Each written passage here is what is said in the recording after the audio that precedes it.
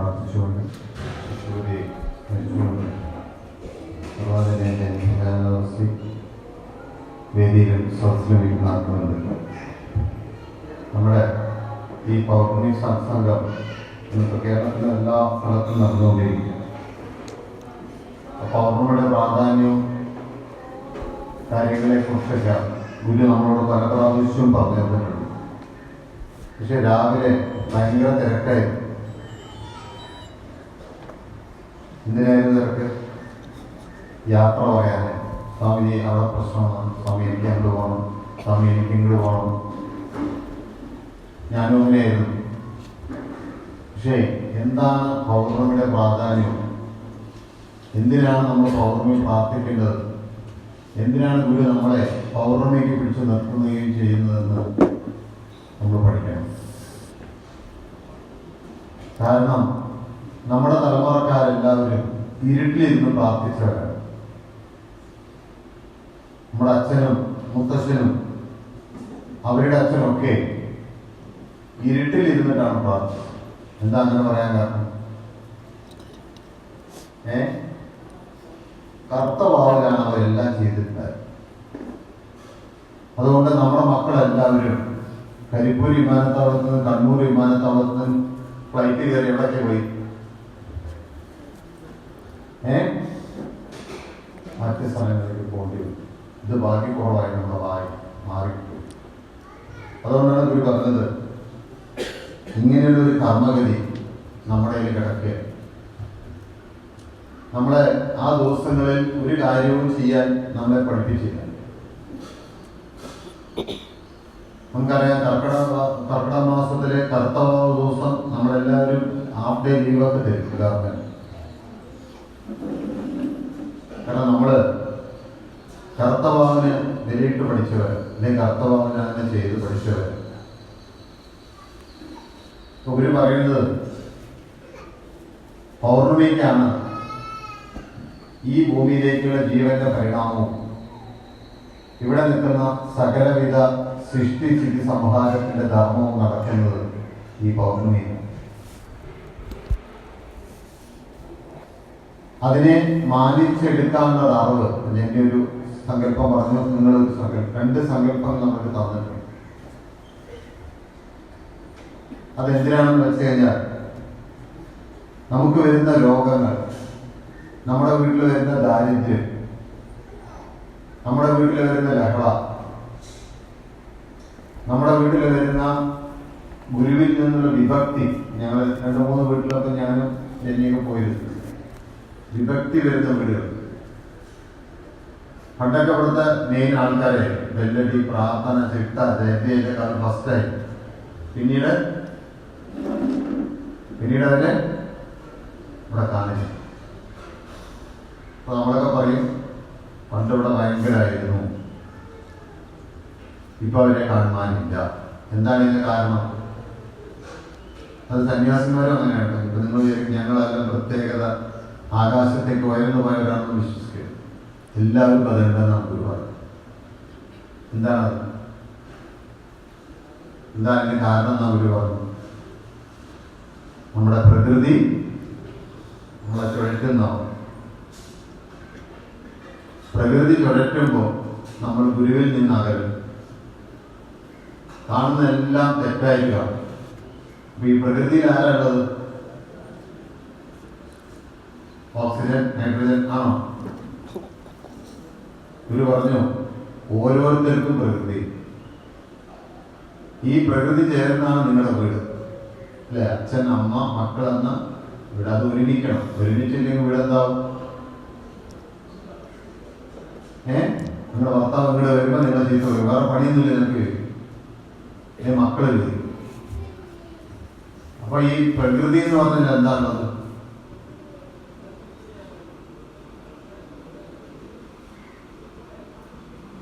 ഉറക്കം വരേണ്ട സ്വാമി, പെട്ടെന്ന് പറഞ്ഞു പോയാൽ അല്ലേ?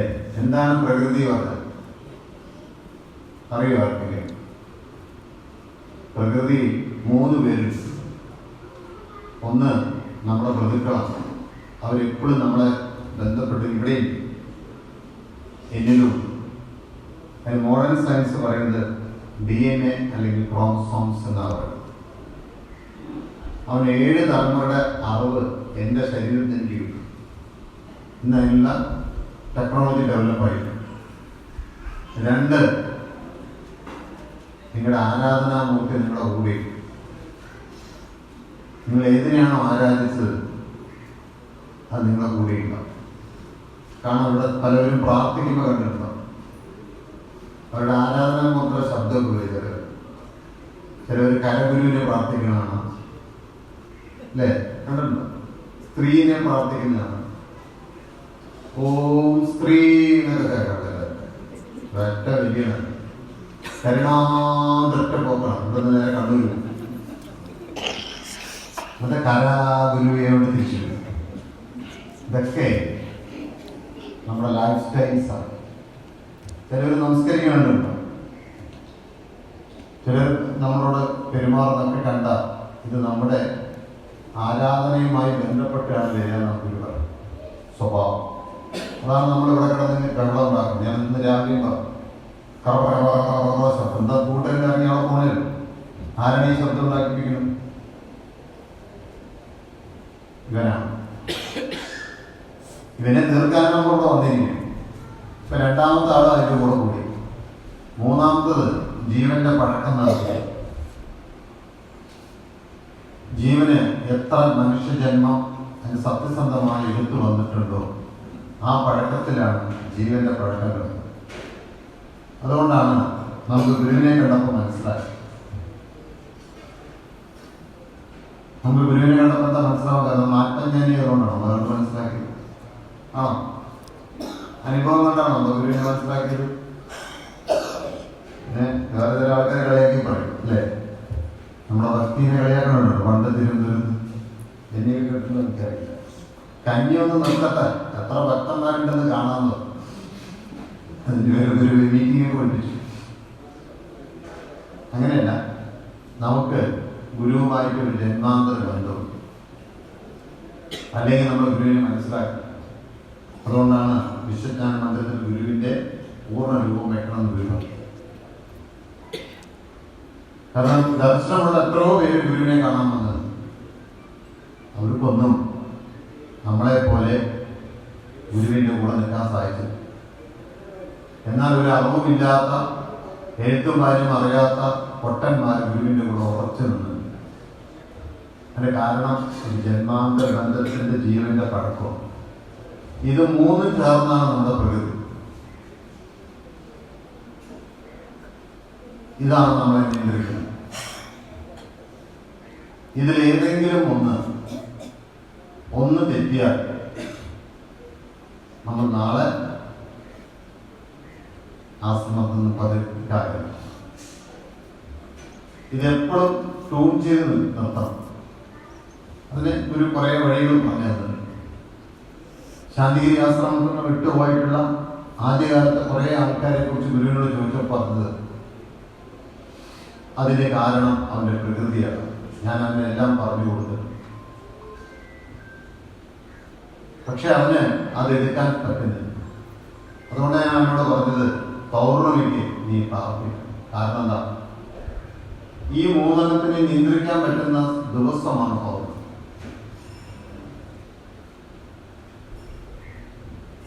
അപ്പൊ പൗർണമിയില് 3 ഗ്രഹങ്ങൾ ചേർന്നാണെന്ന് നമുക്ക് പറഞ്ഞിരിക്കുന്നത്. ഏതൊക്കെ നമുക്ക് അറിയാമല്ലോ, അല്ലേ? സൂര്യൻ, ചന്ദ്രൻ, ഭൂമി. അപ്പൊ ഇതിന്റെ 3ന്റെയും സന്തുലനാവസ്ഥയിലാണ് ഈ കർമ്മങ്ങൾ. ഇപ്പൊ ഒരു കുട്ടി ചോദിച്ചു, അതിലെന്താ സ്വാമിജി കാര്യം ചോദിച്ചു. അപ്പൊ നമ്മൾ പറയുന്നത്, ഇന്ന് നിങ്ങൾ കടലിലൊക്കെ ഒന്ന് അന്വേഷിക്കുക. ഈ കടലിൽ പോകുന്ന ആൾക്കാരുണ്ടെങ്കിൽ ഒന്ന് അന്വേഷിക്കുക. അവർ പൗർണമി ദിവസം കടലിൽ പോവില്ല. എന്താ കാരണം? വെള്ളം കൂടുതൽ പോകും.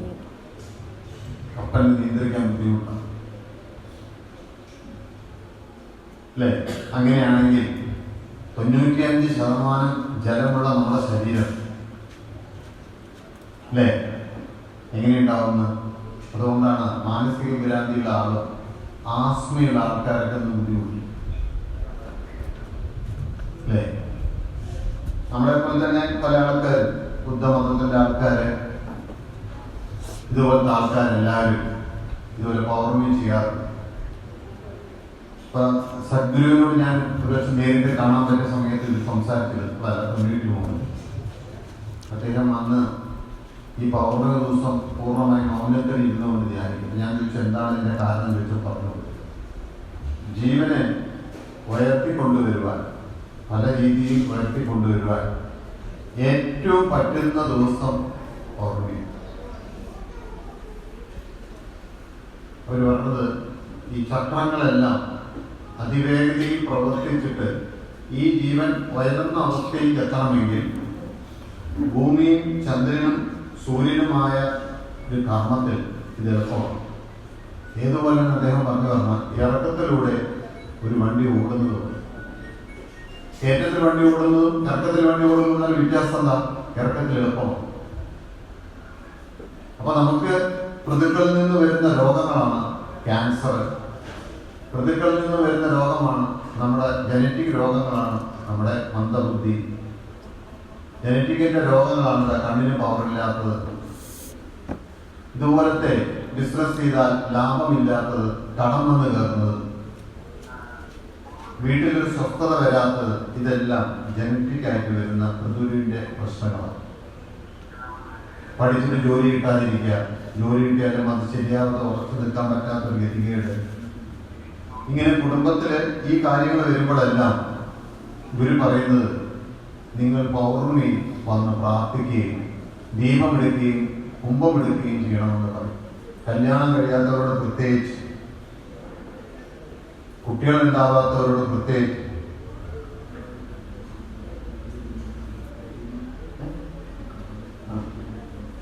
ഏതൊരു കാറ് നിൽക്കണേ, ഏതാണ് വണ്ടി പറയും? 1122. ആരുടെ നമ്പർ? ഒന്ന് മാറ്റി പോയേ.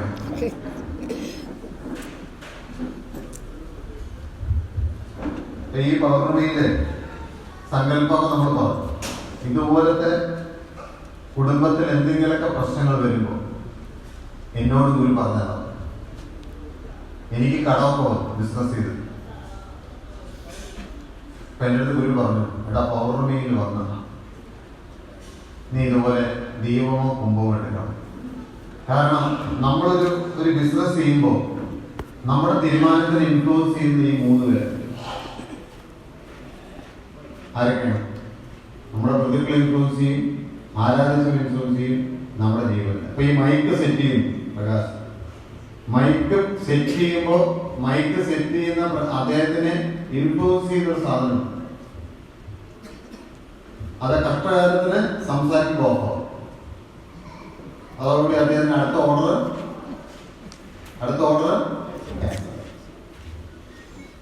ഇത് നിങ്ങളുടെ ഏതിൽ പണി എടുത്തു നോക്കി.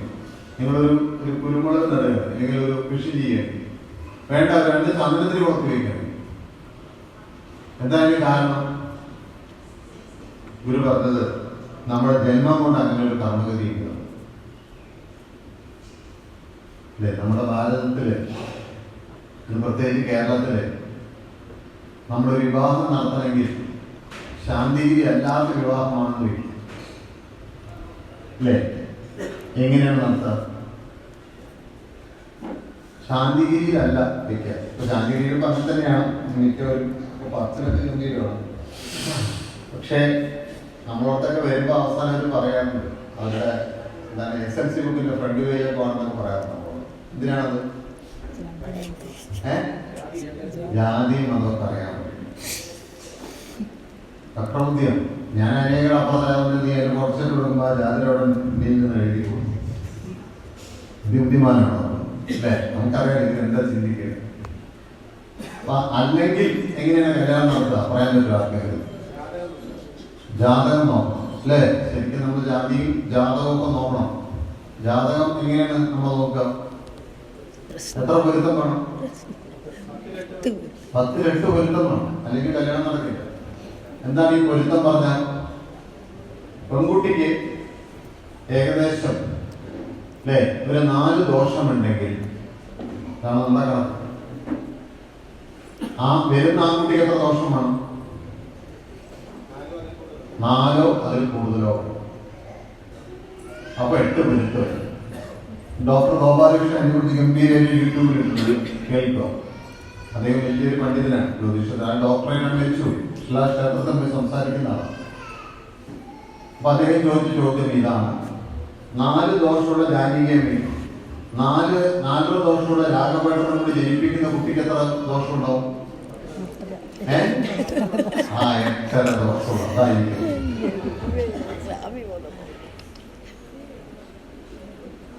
ഇങ്ങനെ ഇരിക്കുകയാണ്. അപ്പൊ അവരാണ് ആരെടുത്ത് വരുന്നത്? ഗുരുവിന്റെ അടുത്ത് വരുന്നത്.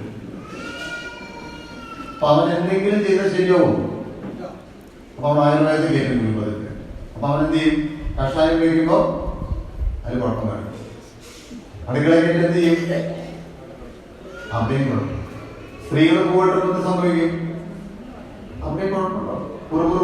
എന്ന് പറയുന്നത് എന്തുകൊണ്ടാ? അല്ലേ? എന്തുകൊണ്ടാ? ഇതാണ് എന്റെ കാരണം. അല്ലേ? ജ്യോതിഷം തെറ്റാണോ? ഞാൻ തെറ്റല്ല, അത് സയൻസാണ്. അതിന് ഭംഗിയായിട്ട് നമുക്ക് ഇതിനെ ഉപയോഗിച്ച ഒരു കർമ്മഗതി നമുക്ക് അവിടെ നിന്ന് ചോദിച്ചു. എന്നോട് കോഴിക്കോടിലൊരു കളരിക്കൽ ആൾക്കാർ വന്നാൽ ചോദിച്ചു, സ്വാമി അങ്ങനെയൊക്കെ പറഞ്ഞു. ഞാൻ ജ്യോതിഷത്തിൽ പറയും, അത് സയൻസാണ്. അവിടെ ബുദ്ധിപൂർവമായ എൻ്റെ ഒരു ചോദ്യം ഞാൻ തിരിച്ചു ചോദിച്ചു. 1945 നമ്മുടെ പരിപൂർണ്ണ സഹോദരൻ സംസ്കൃതം പഠിക്കാൻ, അന്ന് ഇലക്ട്രിക്കലൊന്നും പഠിക്കില്ല, സംസ്കൃതം പഠിക്കാൻ എന്ത് സംഭവിക്കും? 1945 നമ്മളൊക്കെ ഉണ്ട്. അദ്ദേഹം ഇന്ത്യ പഠിക്കാൻ പോയി. എന്ത് സംഭവിക്കും? പറയാൻ പറ്റില്ല ആർക്കെങ്കിലും?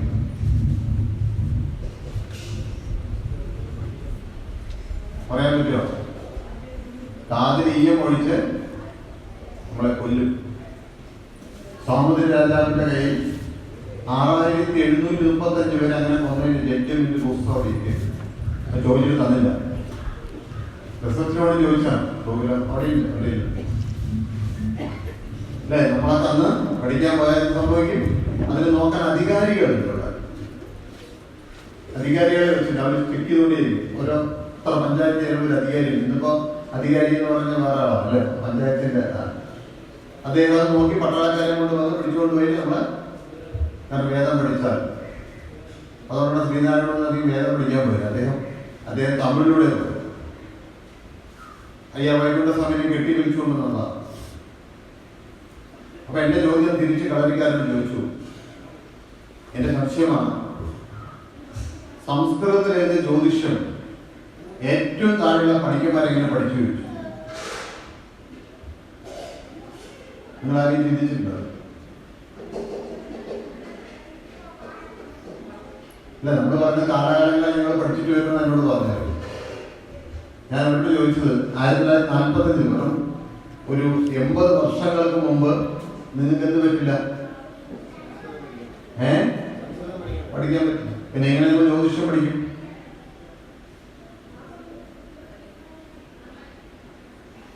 അല്ലെ? നമുക്ക് അല്ലെ, നമ്മുടെ അടുത്തൊരു 50 വർഷം ഇലക്ട്രിസിറ്റി പഠിക്കാൻ പാടില്ല എന്നുള്ള കേന്ദ്ര ഗവൺമെന്റ് ബാൻ ചെയ്ത സംഗതി താഴേക്കിട ഒരാൾ പഠിക്കണമെന്ന് പറഞ്ഞാൽ അതിന്റെ അർത്ഥം എന്തായിരിക്കും? എവിടെയോ ഒരു ഡ്യൂപ്ലിക്കേറ്റ് അടിച്ചു കഴിയും. എന്തിനു വേണ്ടിയിട്ടാണ്? എന്നും എനിക്ക് സുഖമായി വെറും പാട്ടോ പണ്ടാരപ്പാട്ടോ ഒക്കെ വാങ്ങി കഥകളെയും കണ്ടിട്ട് സുഭിക്ഷമായിട്ടിരിക്കണം. അപ്പൊ എന്ത് ചെയ്തത്? ബുദ്ധിയുള്ള ഒരാൾ ജനിക്കരുത്. അങ്ങനെ ഒരു 3 കാര്യങ്ങൾ ചെയ്ത്. 1, ജാതകം നോക്കി കല്യാണം കഴിപ്പിച്ചു. 2, 7-ാം മാസം നമുക്ക് ഒളികൂടി അടയുന്നത് നടത്തിച്ചു. 3, നമ്മളെ ജാതി ഉണ്ടാക്കി അതിന് തൊഴിലാക്കി മാറ്റി. അപ്പൊ നമ്മുടെ എപ്പിജനറ്റിക്സ് തിരിഞ്ഞു. ഇത് 3-ലും പെട്ട് കിടക്കുന്ന നമ്മളാണ് ഇപ്പോ ഗുരുവിനെ പിടിച്ചിരിക്കുന്നത്. 4 ദിവസം ഇങ്ങനെ 3 തരത്തിൽ നമ്മളെ തലമുറ കൊണ്ട് നശിപ്പിച്ച് നാരണക്കല്ലാക്കിയിട്ട് നമ്മൾ താഴോട്ട് പോകും. ആ സമയത്താണ് ഗുരുക്കന്മാരും നമ്മളെ രക്ഷിക്കുന്നത്. അങ്ങനെ നമ്മളെ രക്ഷിക്കുന്ന കർമ്മത്തിൽ നമ്മളോട് പറയുമ്പോൾ ഗുരു പറഞ്ഞു നിങ്ങൾക്കിത് മനസ്സിലാകും. കാരണം എന്താ മനസ്സിലാവാത്തതിന്റെ കാരണം എന്താ? നമ്മുടെ ജീവനിൽ അങ്ങനെ ഒരു പഴക്കമില്ല. അതുകൊണ്ട് നമ്മൾ ഉറങ്ങിപ്പോകും. ഗുരു സംസാരിക്കുന്ന മിക്കവരും ഉറക്കമായിരിക്കും. കണ്ടിട്ടുണ്ടോ? ഉറക്കമായിരിക്കും. കാരണം എന്താ? ഇത് താങ്ങാനുള്ള എനർജി എന്തിനില്ല? നമ്മുടെ ജീവിതം. അപ്പൊ ഞാൻ രാവിലെ ഇവിടെ പോയിട്ട് പോകണ്ട പറഞ്ഞ് നിൽക്കുമോ? എന്താണ് ഓടാനുള്ള കാരണം? എൻ്റെ ജീവൻ ഊർജ്ജക്കുറവുണ്ട്. അതുകൊണ്ട് എന്ത് വേണം? ഞാൻ ഓടി കഷ്ടപ്പെട്ടാലേ എന്ത് സംഭവിക്കുള്ളൂ? ഒരു നേരത്തെ ഭക്ഷണ ആഹാരം എൻ്റെ വീട്ടിൽ നടക്കുള്ളൂ. അപ്പൊ അതിനു വേണ്ടിയാണ് രാവിലെ ആയാലും ഓടുന്നത്. അതിന് പകരം ഗുരു പറഞ്ഞു, എടാ ഇതിന് എല്ലാത്തിനുള്ള ഒരു മോചനമുണ്ട്. നിങ്ങൾ എല്ലാവരും കണ്ടിട്ടുണ്ടാവും അല്ലേ? നമ്മുടെ ഈ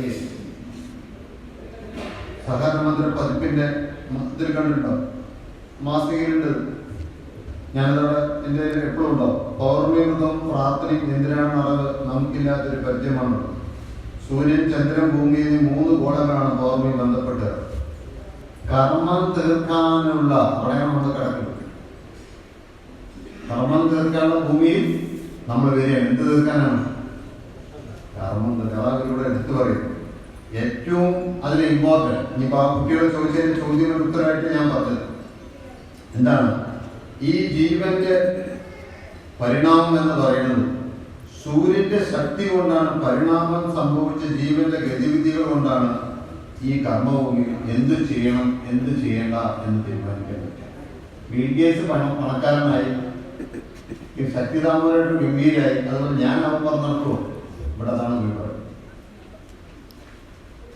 ജീവന്റെ ശക്തി ഗതികേടിന്റെ ദിശകൾ അനുസരിച്ച് സൂര്യപ്രകാശത്തിലൂടെ ഭൂമിയിൽ ഈ നമ്മളെല്ലാവരും വന്ന അങ്ങനെയാണ്.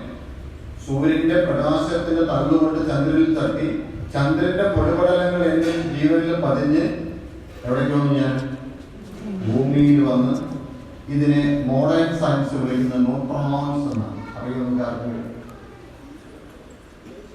അതിലെ ദൈവഗണം എന്നും തമിഴ്നാട്ടിൽ അതിനെ അസുരഗണം എന്നും വിളിക്കും. ഇതിനെ പരസ്പരം ഇടിപ്പിച്ച് നോക്കിയിട്ട് സ്ട്രിംഗ് തിയറി നോക്കുന്നുണ്ട്. എവിടെ? സിഡ്നി. അപ്പൊ നമ്മുടെ തലമുറയുടെ മക്കളിലേക്ക് ഈ ജീവന്റെ പരിണാമമായി വരുന്ന ഗതിവിധികൾ നമ്മുടെ വീട്ടിൽ കടമായിട്ടും നമ്മുടെ വീട്ടിൽ അടിപിടിയായിട്ടും ആശ്രമത്തിൽ വന്നാൽ നിൽക്കാൻ പറ്റാത്തതുമായ ഗതികൾ നമുക്ക് ഉണ്ടാക്കിയത്. അത് തീർക്കാനാണ് ഗുരു എന്ത് തന്നിരിക്കുന്നത്? പ്രാർത്ഥന. എന്താണ് പ്രാർത്ഥന അർത്ഥം?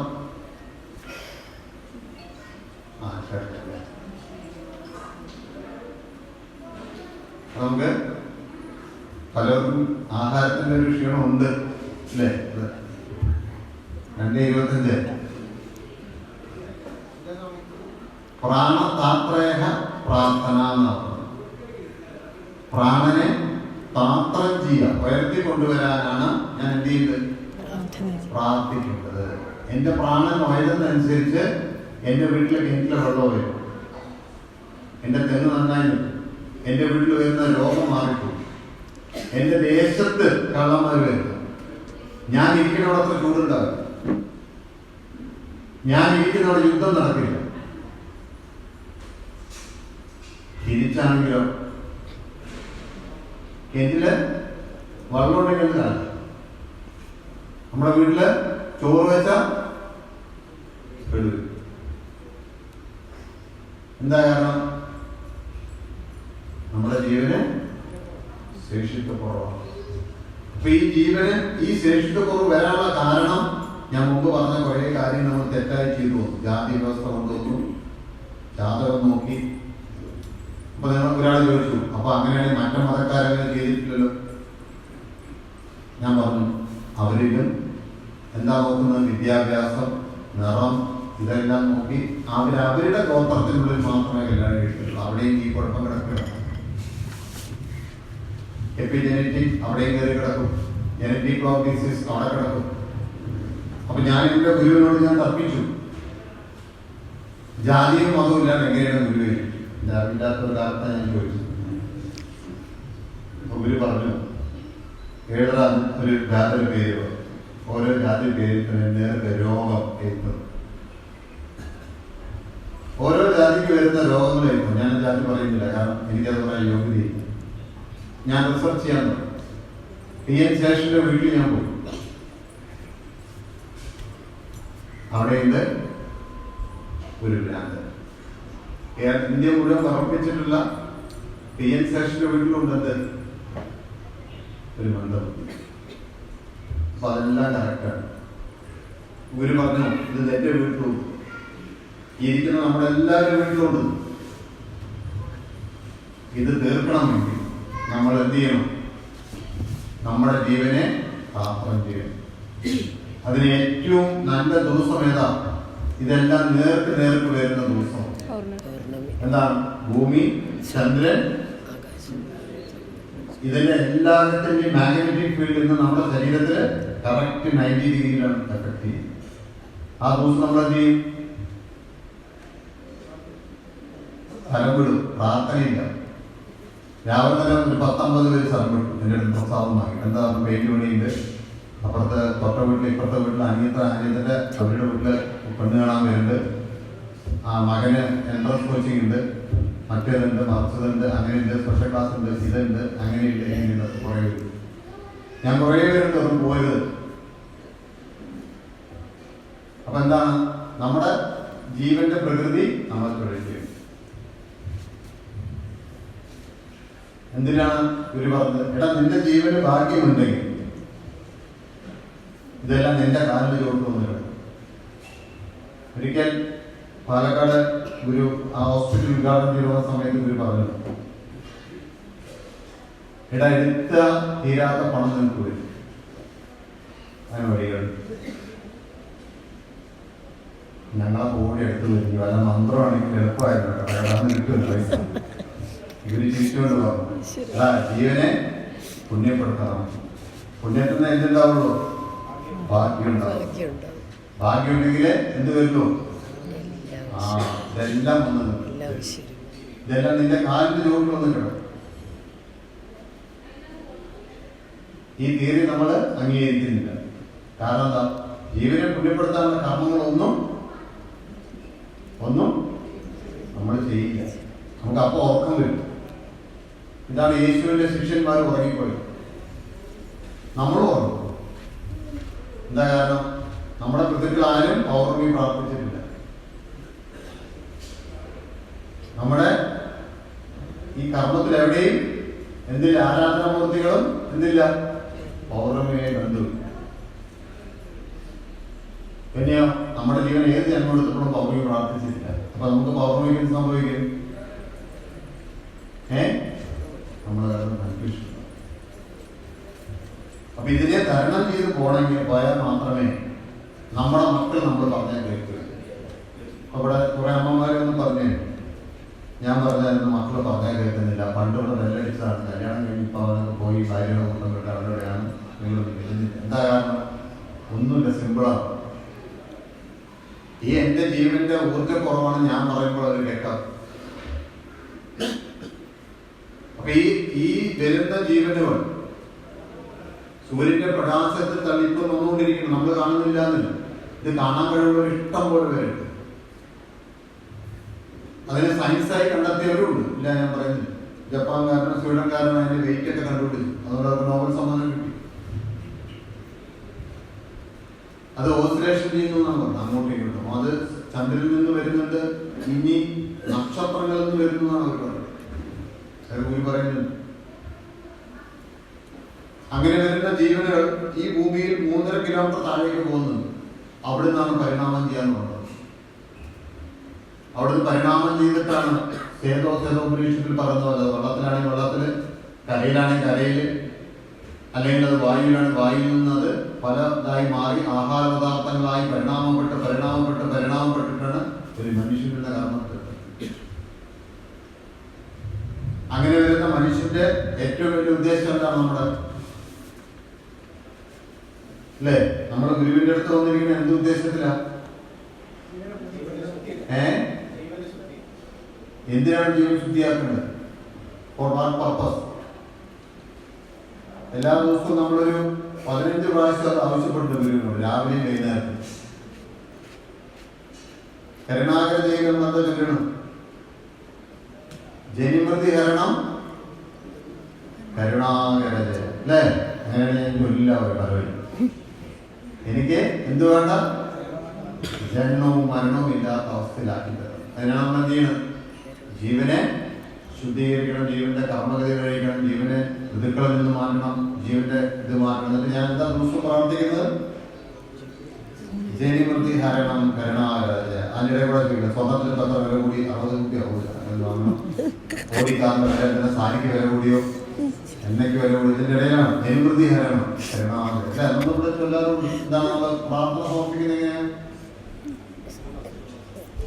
എന്താണ് അസ്തോമ സൽഗമയ പറഞ്ഞ? എന്നെ അസത്യത്തിൽ നിന്നും സത്യത്തിലേക്ക് മാറ്റണം. അല്ലേ? അതില്ല മൂന്നാമത്തെ വരിയിൽ എന്താ പറയണത്? അതിന്റെ അർത്ഥം എന്താ? എനിക്ക് മരണവും ജനനവും വേണ്ട, കുട്ടികൾ വേണ്ട, ഭർത്താവ് വേണ്ട, അല്ലെങ്കിൽ ഭാര്യ വേണ്ട, വീട് വേണ്ട, സ്വത്തൊന്നും വേണ്ട. പിന്നെ എനിക്ക് എന്തേ വേണ്ടു? എന്തേ വേണ്ടു? കൃത്യമാ അങ്ങനെയാണ് ഞാൻ അസുഖമില്ലാ സമീപം. ഇവിടെ 100 കൂട്ടം കാര്യങ്ങൾ ചെയ്യും. എന്തെല്ലാം കാര്യങ്ങളാണ് ഞാൻ മകളെ കല്യാണം, പവൻ, സ്വർണ്ണം, ഇതിനെ ഇവിടെ താമസം, ഇതിനെ അർത്ഥം എനിക്ക് മനസ്സിലാകാത്തതായിരുന്നു. അല്ലേ? അങ്ങനെ ആവാത്ത ഉള്ളതുകൊണ്ടാണ് നമ്മൾ പറയുന്നത് ലോക സമസ്ത സുഖിനോ പോകുന്നത്. ലോകം സുഖമല്ലാത്തതിന്റെ കാരണം ഇവിടെ ഇങ്ങനെ നിൽക്കുന്നതുകൊണ്ടാണ്. ഈ ജീവൻ കത്തും തെറ്റും കിട്ടും നിൽക്കുന്ന ജീവനുകൾ ഓരോരെയും ഇൻഫ്ലുവൻസ് ചെയ്യുമ്പോൾ അവർ വാളെടുക്കും, അവർ കത്തിയെടുക്കും, അവർ തോക്കെടുക്കും. ഈ ഇവരുടെ സ്വാധീനത്തിൽ നിന്നും നമ്മൾ പുറത്തു വരണം. അതിനാണ് നമ്മൾ നിരന്തരമായി ഇത് പറയുന്നത്. ഇരുട്ടിൽ നിന്നും പ്രകാശത്തിലേക്ക് വന്ന് ജനനവും മരണവും ഇല്ലാത്ത അവസ്ഥയ്ക്കാണ്. എന്നിട്ട് നമ്മൾ ദൈവത്തെ ഒന്നും പ്രകടിപ്പിക്കുന്നില്ല, അല്ലെ? പൂർണ്ണമത അപൂർണ്ണതയും എന്തായാലും അർത്ഥം നമ്മുടെ അവസാനത്തെ ഗുരുവിനെയാണ് പറയുന്നത്.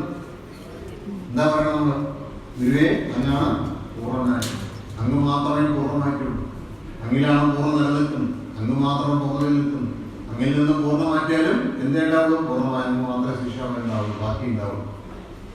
നമ്മൾ ആരെ പഠിപ്പിക്കുന്നത്? ഗുരുവിനെ. അപ്പൊ ഇതുപോലെ നമ്മള് ജനനവും മരണവും ഇല്ലാത്ത അവസ്ഥയ്ക്ക് എത്തിച്ചേരാൻ വേണ്ടിയാണ് പൗർണമിയിൽ നമ്മൾ എന്ത് ചെയ്യും?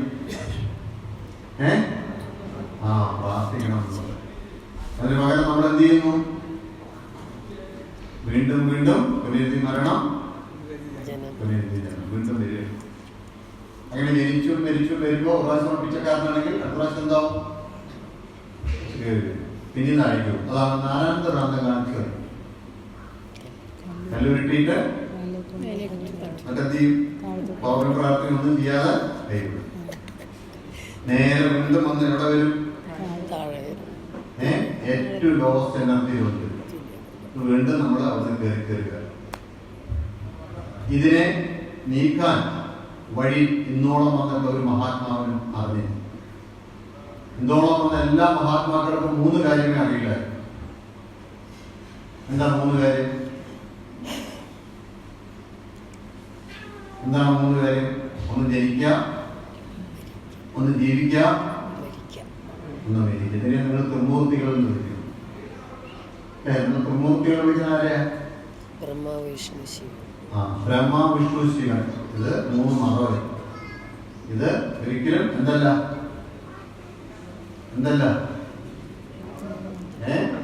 ഇതിൽ പെടണമല്ല. എന്താണ് ശിവൻ എന്ന് പറയുന്നത്? ഒരു മതമാണ്, ദ്രാവിഡ മതമാണ്, സ്ട്രോങ് മതം. വൈഷ്ണവ മതം സ്ട്രോങ് ആയി, ബ്രഹ്മമതം സ്ട്രോങ് ആണ്. അപ്പൊ ഈ 4ാമത്തെ അവസ്ഥയിൽ എന്താണ്? കൃത്യമാ 4ാമത്തെ അവസ്ഥ. ഇനി ജനിക്കാതെ നമ്മൾ പുറത്തേക്ക് കിടക്കണം. അതിന് പകരം നമ്മൾ എന്താ ചെയ്യുന്നത്? തോറ്റ് കിടക്കുകയാണ്. അപ്പൊ അതിന്റെ വഴി 1973 നമുക്ക് പറഞ്ഞിട്ടുള്ളത്. അല്ലേ? 73 ഇതിന്റെ വഴി തുറന്നു കിട്ടുക. അതിലൊന്നാണ് പൗർണമി പ്രാർത്ഥന. അതുകൊണ്ടാണ് ഗുരു പറഞ്ഞത് പൗർണമി പ്രാർത്ഥന ആർക്ക് വേണ്ടിയാണ്?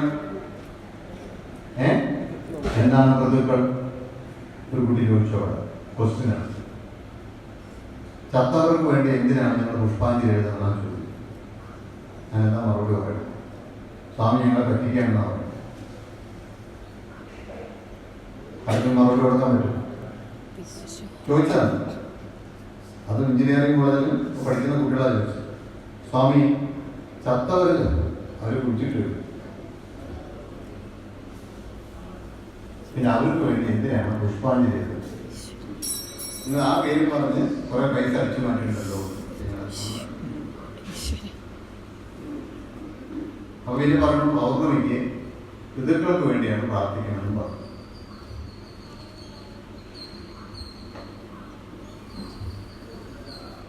അല്ലേ? അപ്പൊ ഇതിനൊക്കെ അവർക്ക് ക്ലാസ് എടുത്തു കൊടുക്കും. കൃത്യമായിട്ട് മറുപടി പറയണം. അവരുടെ മറുപടിക്ക് കൃത്യമായി അവർക്ക് ബോധ്യപ്പെടുത്തി കൊടുക്കും. അപ്പൊ നമ്മൾ ആദ്യം ബോധ്യപ്പെടണം. നമുക്ക് ബോധ്യം വേണ്ട. ഇല്ലെങ്കിൽ എന്താണ് സംഭവിക്കുക? നമ്മുടെ സുഹൃത്തുക്കളെയും എന്തെങ്കിലും കാര്യങ്ങൾ പറഞ്ഞാൽ നമുക്കത് മനസ്സിലാകും. അവരുടെ സ്വഭാവത്തിൽ ജനിക്കുന്ന കുട്ടികൾ എന്താണ് പറഞ്ഞില്ല. നമ്മളെ കാണാൻ നല്ല മാഷിന്റെ മകനായിരിക്കും, ഒരു നല്ല സാമൂഹ്യ സേവകന്റെ മകനായിരിക്കും. അവിടെ ഏറ്റവും വലിയ കഥാനും കടുകൂടിയും തല്ലുകൂടിയും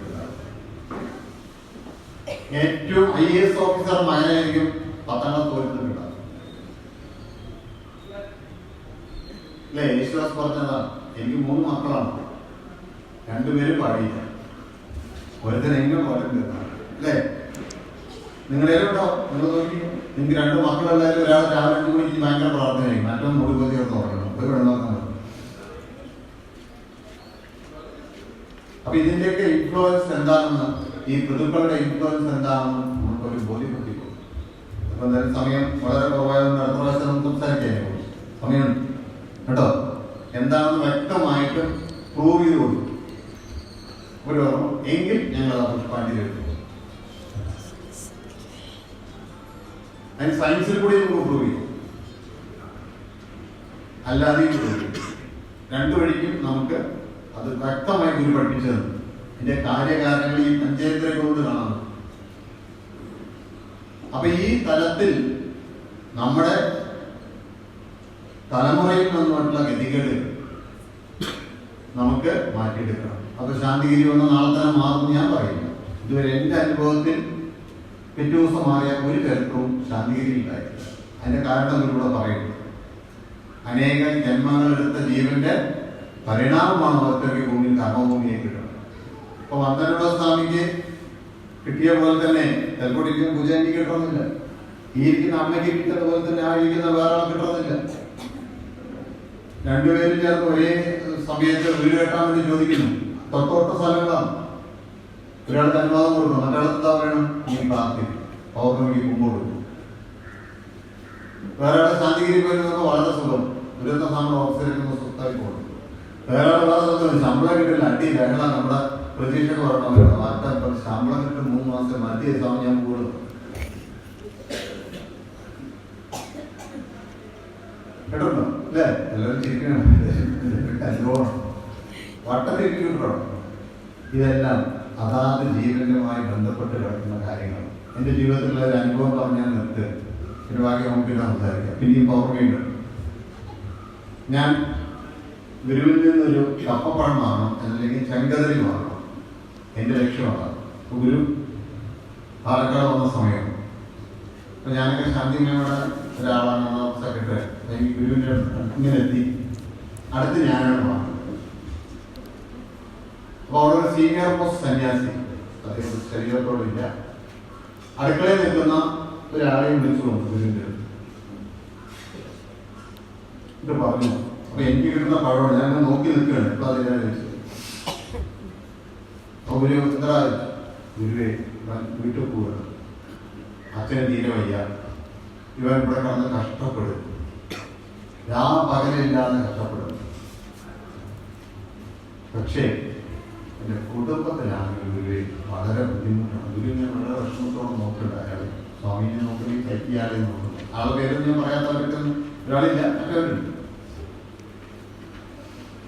പറഞ്ഞു എന്ത് ചെയ്യണം, ഞാൻ ഇവിടുന്ന് വണ്ടി കൊണ്ടിട്ട് പാലക്കാട് വിട്ട് അവിടെ ബസ്സിന് പോവാം, ബസ്സിന്റെ കാശ് കൊടുത്തിട്ടുണ്ട്, ഭയങ്കര ബുദ്ധിമുട്ടാണ്. അങ്ങനെ ആ ബുദ്ധിമുട്ടിന്റെ ഒരു എന്താ പറയുക 200-ാം പേജ് ഗുരുവിനോട് നേരത്തെ ആര് ഈ സ്വാമിയാണ്. അദ്ദേഹം ഇങ്ങനെ പേടിച്ച് നിൽക്കും. ഒരു പഴം കൊടുത്തിട്ട് പറഞ്ഞു പോയിട്ട് വാ. എന്നിട്ട് പറഞ്ഞു സ്വാമിയോട് നീ ഇങ്ങനെ പോവാം. ഇദ്ദേഹത്തിന് ഇറക്കി വിടുന്നു. സ്വാമി തിരിച്ചു വരുന്നു. വന്നു എന്റെ കയ്യിൽ പഴം തരുന്നില്ല, ഞാനിങ്ങനെ പഴത്തിനോട് വെയിറ്റ് ചെയ്യും. ഗുരു പറയണം നിനക്ക് എന്തെങ്കിലും വിവരമുണ്ടോ, നീ എന്തിനാണ് എന്റെ കൂടെ പ്രകാരം ഇവിടെ ഈ മഞ്ഞിട്ട് കൊടുക്കുന്നത്? എടാ, അവന്റെ കുടുംബത്തിൽ ഒരു നേരത്തെ ആഹാരം കഴിക്കാൻ പോയിട്ട് അവനൊക്കെ ജീവിച്ചിരിക്കുന്നത് ഗതികേടുമാണ്. അവന്റെ ജീവിതം ഒന്ന് നിലനിർത്തി എങ്ങനെയെങ്കിലും അവനെ ഒന്ന് രക്ഷിച്ചെടുക്കണം. പട്ടിയെ പോലെ ജീവിച്ച് നശിച്ച് നാരണക്കലെ പോലെ അവനെ രക്ഷിക്കാൻ നോക്കുമ്പോൾ നീ അവന്റെ കൂടെ നിൽക്കുമോ എന്റെ കൂടെ നിൽക്കുമോ? അവന്റെ കുടുംബം എന്താണെന്ന് നിനക്കറിയോ? കുറേ ആ കുടുംബത്തിന്റെ ഗതികളും കൂടെ ആര് കേൾക്കേണ്ടി വന്നു? സ്വാമി കേൾക്കേണ്ടി. അപ്പൊ എനിക്കൊന്നും മനസ്സിലായില്ല. എനിക്ക് പടത്തിനോട് മാത്രമേ ഇപ്പോഴതിന്റെ കഥ മനസ്സിലാവും. അന്ന് ചിലപ്പോൾ കേട്ടുവെങ്കിലും ആ കുടുംബത്തിലുണ്ടായ സകല കാര്യങ്ങളും അടുക്കള കഷ്ടപ്പെട്ടുകൊണ്ട് കാര്യമില്ല. ആ കഷ്ടപ്പെടുന്ന ഒപ്പം തന്നെ ഗുരു എന്ത് ചെയ്ത് ഗുരു പറഞ്ഞു 7 തലമുറ പട്ടിയെ പോലെ ജീവിച്ചവരാണ്. അവന്റെ വീട്ടിൽ ഒരു പിടി അരിയും എടുക്കാനുണ്ടാവില്ല. എന്തിനു പറയണം, ആ അരിക്ക് ഒഴിക്കാനുള്ള വെള്ളം കിട്ടിയ ഭാഗ്യമാണെന്ന്. അങ്ങനെ ഉണ്ടാവണേണ്ട ഈ നന്നാക്കാൻ നോക്കുന്നത് സുപ്രഭാതത്തിൽ അവൻ കഷ്ടപ്പെടട്ടെ, അവന്റെ നട്ടലൊടിയിൽ അവൻ കഷ്ടപ്പെടട്ടെ, അവന് നന്മയുണ്ടാവും. അവനോട് ഞാൻ പറഞ്ഞിട്ടുണ്ട്, അപ്പോഴും ഗുരു പറഞ്ഞ വാക്കാണ്. അവനോട് പറഞ്ഞ പൗർണമിക്ക് പ്രാർത്ഥിക്കാനും അവനോട് കുംഭം എടുക്കാനും പറഞ്ഞു. ഇതുപോലത്തെ അനുഭവങ്ങളാണ് നമ്മുടെ ഗുരുവിന്റെ അടുപ്പിച്ചിട്ടുള്ളത്. അപ്പൊ നമ്മളെല്ലാവരും മനസ്സിലാക്കേണ്ടത് പൗർണമിക്ക് ദയവ് ചെയ്ത് എന്നോട് വന്നിട്ട് അങ്ങോട്ട് പോകണം ഇങ്ങോട്ട് വന്ന് ചോദിക്കുക. നിങ്ങളോടൊരു അപേക്ഷയായിട്ട് പറയാം. നിങ്ങൾ പറഞ്ഞ് മുങ്ങിക്കരുത് കൂടെ ഞാൻ വന്നിട്ട് സ്വയം നിങ്ങൾ തീയിലേക്ക് ചാടുമ്പോൾ ഞാൻ അതിന് അനുവാദം പറഞ്ഞാൽ തരും. ഒരാൾ വിഷം പിടിക്കാൻ പോകുന്നില്ല, അല്ലെങ്കിൽ ഒരാൾ നേരിട്ട് ഒരു കുട്ടി ഒരു റോഡ് ക്രോസ് ചെയ്യാൻ പോകും, അതിവേഗതയിൽ പോകുന്ന വാഹനങ്ങളുടെ കൂടെ നമ്മളെന്ത് പറയും? ക്രോസ് ചെയ്തോ പറയും. ഞാൻ നിങ്ങൾ ഒരു ദിവസം ഒരേ ഒരു ദിവസം നിങ്ങളവിടെ പോലെ ബാൻപൂരൊക്കെ പോയി നോക്കും. വലിയ വലിയ കോടീശ്വരന്മാർ കടം കയറിയോ ദുരിതം പിടിച്ചോ എല്ലാവരും ഇന്ന് അവിടെ കിടന്ന് അവർ പ്രാർത്ഥിക്കും. പക്ഷെ അവർക്ക് ഇതിന്റെ വഴി അറിയും. സിലബസ് കിട്ടുന്നു. ഇവിടെ സിലബസ് കിട്ടി, വഴി കിട്ടി, അതിന്റെ തടസ്സത്തിനെ ഗുരു മാറ്റി തരുന്നു. എന്നിട്ട് നമ്മളോട് കിടക്കാൻ പറയണം. നമ്മളെന്താ പറയണം? ഞാൻ വീട്ടിൽ പെയിന്റ് അടിയാണ്, ഞാൻ പോയിട്ട് വരാം. അല്ലെങ്കിൽ എന്റെ വീട്ടിലെ തൊട്ട വീട്ടിൽ ഇപ്പുറത്തെ വീട്ടിലെ പെണ്ണിനെ കാണാൻ ആര് വരുന്നുണ്ട്, ആള് വരും, ഞാൻ പോട്ടെ. ഇതുപോലെയല്ല നമ്മൾ ചെയ്യേണ്ടത്. നമ്മൾ മനസ്സിലാക്കേണ്ടത് ഈ ലോകത്ത് വന്നിട്ടുള്ള സകല ഗതികേടുകളിലും തിരുത്താൻ ഈ കണ്ണൂർ ജില്ലയിലേക്ക് വന്നിട്ടുള്ള എന്തെല്ലാം ഗതികേട് ഈ അന്തരീക്ഷത്തിലുണ്ടോ അത് നമ്മൾ മാറ്റണം. അതിന് ഉത്തരവാദിത്തം ആർക്കാം? നമ്മുടെ കണങ്ങൾ കൊണ്ട് വേണം തീർക്കാൻ. ഇതുപോലെ അന്തരീക്ഷത്തിൽ വരുന്ന കണങ്ങളുണ്ട്, അതിനെ തീർക്കണമാരാ? നമ്മുടെ ശരീരത്തിലെ കണങ്ങളാണ്. അതിനെന്ത് സാധിക്കട്ടെ എന്ന് ഒരിക്കൽ പ്രാർത്ഥിച്ചുകൊണ്ട് എൻ്റെ വാക്കുകൾ പരമകാരുണ്യവാനായ ഗുരുവിന്റെ തൃപ്പാദം സമർപ്പിക്കുന്നു.